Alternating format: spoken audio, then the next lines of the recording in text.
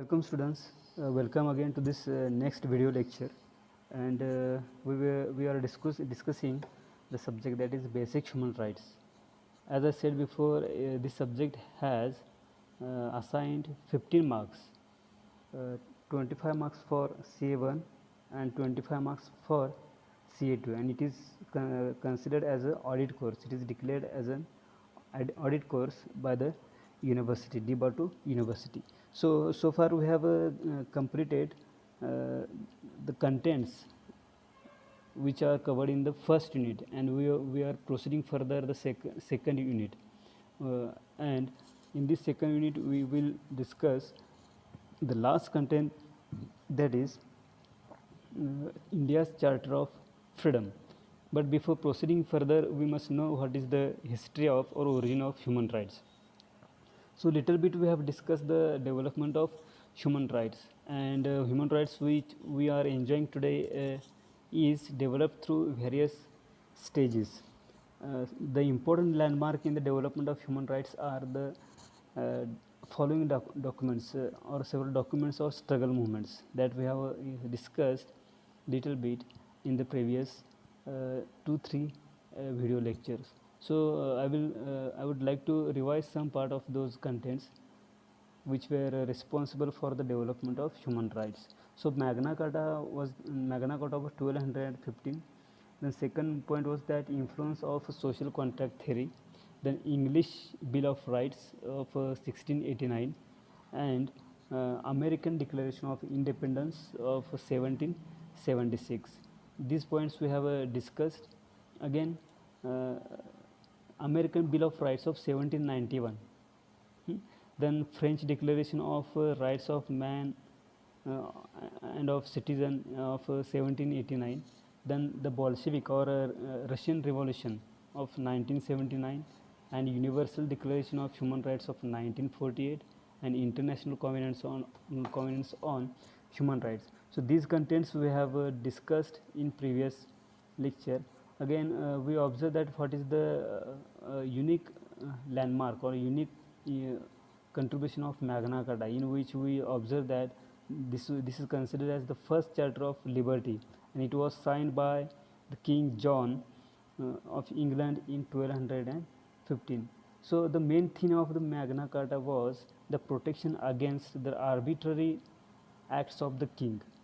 Means according to the will or according to the wish, it was anytime it was means some laws were formed and enacted, except taking the consideration of the common people, nobles or barons.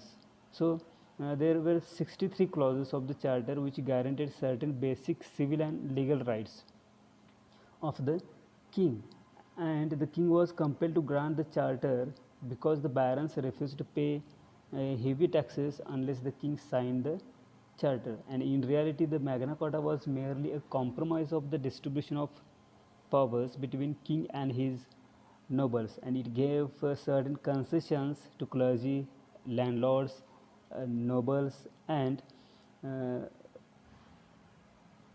consequently restricted the powers of the king to the extent of those concessions were concerned.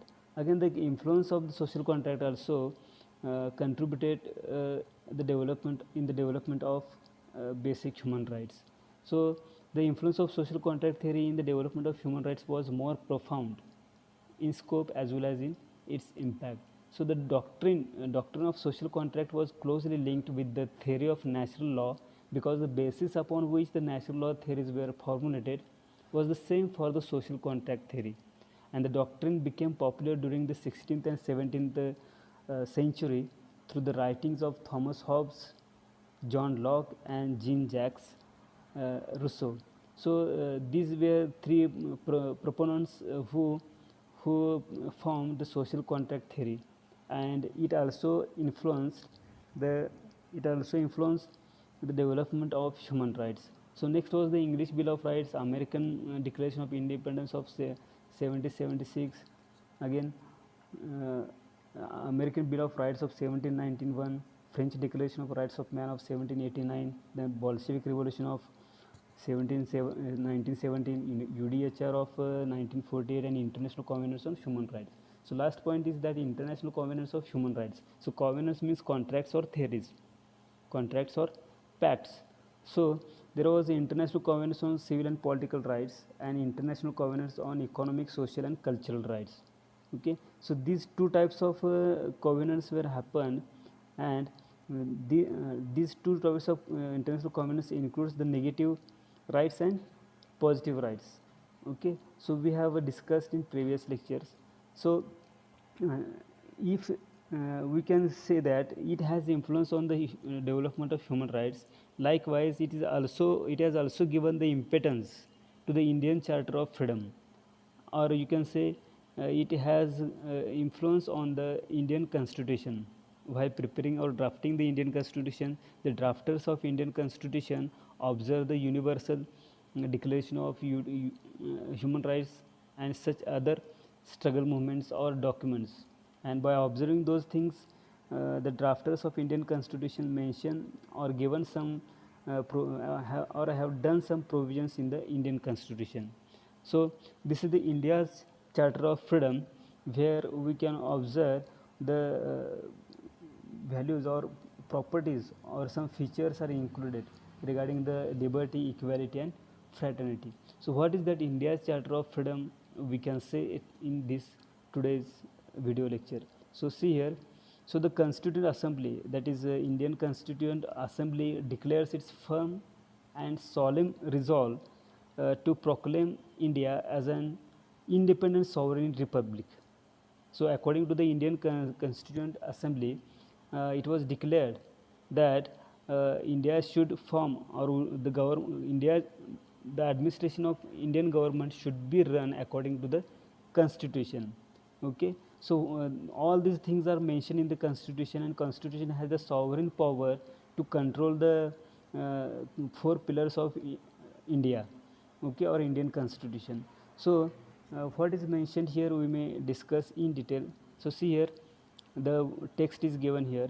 The wherein the territories that now comprise British India, means the territories that now comprise British India, means whatever territories or regions was comprised under the British India, and those territories that now form the Indian states, means the territories on which had the control of British government, now it has control of Indian states, and such other parts like these parts covered by the British India, such parts of India as are outside British India, and the states as well as such other territories, means likewise states or territories which were comprised by the British India, now it has hold on these territories of the hold of the Indian government, and are willing to be constituted in the independent sovereign India.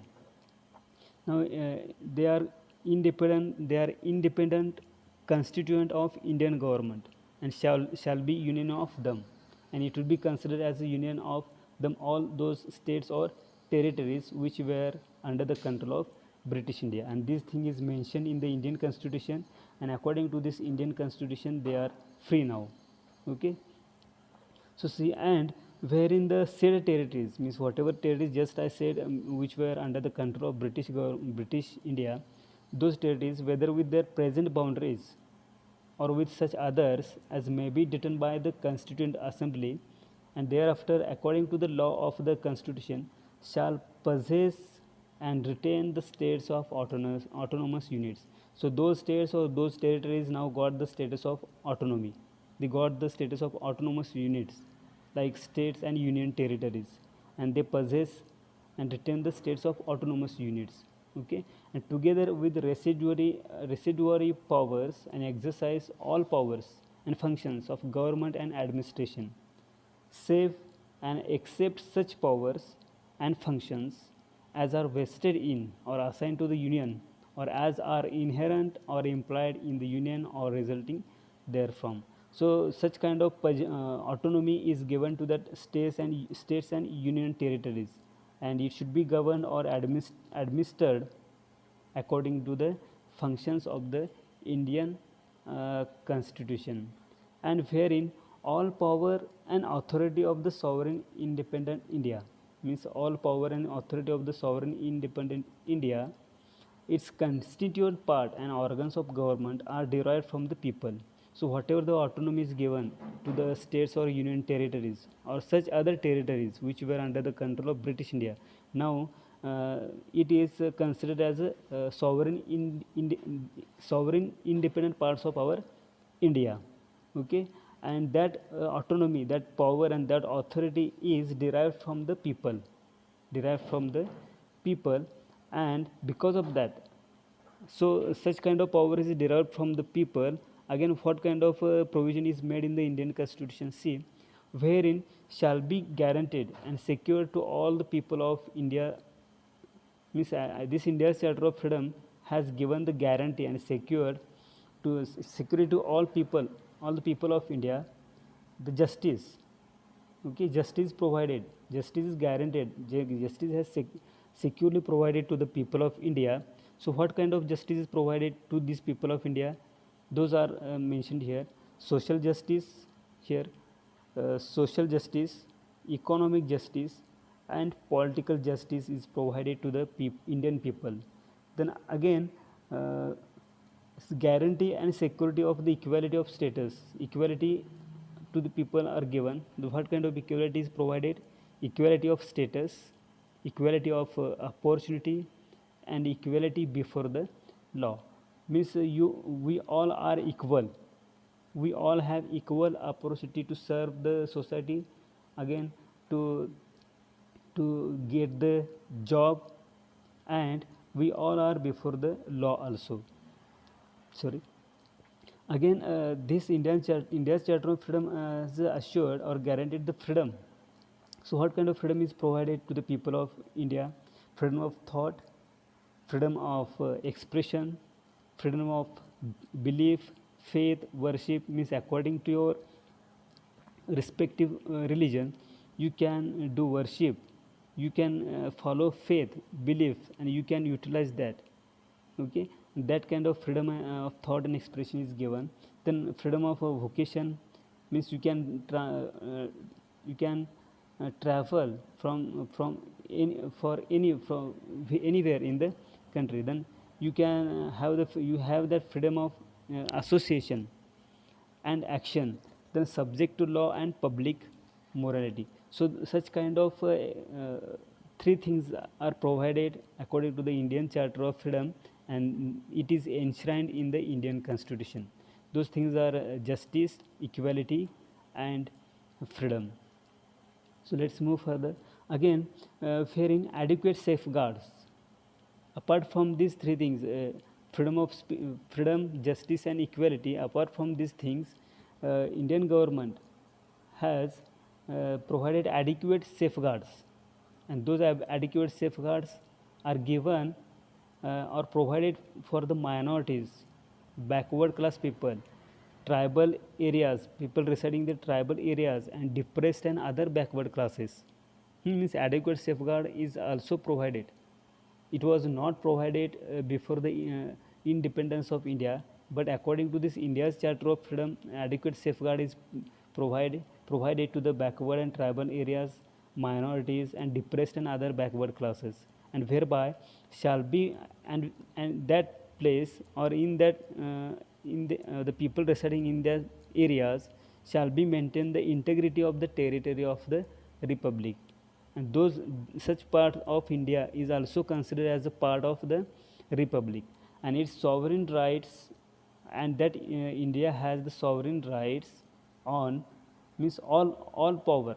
India according to this India's Charter of Freedom, India will have sovereign rights on land, sea, air, according to the justice and the law of civilized nations. So India is considered right now a justice and civilized nation.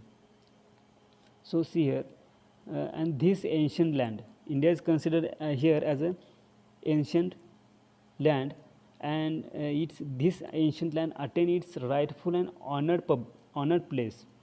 But how it is possible to get this status, that is rightful and honored place in the world? definitely India will get the rightful and honored place in the world, and it will make its full and willing contribution to the promotion of world peace and the welfare of the mankind. Means as like other countries, they are giving the contribution to maintain the peace and harmony and welfare of mankind across the world. Likewise, those countries, India will also be committed to get the rightful and honor place by following these values, that is world place and the welfare of mankind.